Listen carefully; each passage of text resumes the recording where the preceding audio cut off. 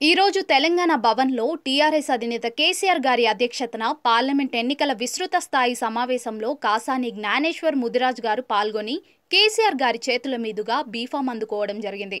ఈ సమావేశానికి ఎంపీ అభ్యర్థులతో పాటు ఎమ్మెల్యేలు, ఎమ్మెల్సీలు, మాజీ ఎంపీలు, మాజీ ఎమ్మెల్యేలు, మాజీ ఎమ్మెల్సీలు, పార్టీ జిల్లా అధ్యక్షులు, జెడ్పీ చైర్మన్, పార్టీ కార్యవర్గ సభ్యులు, ముఖ్య నేతలు హాజరయ్యారు।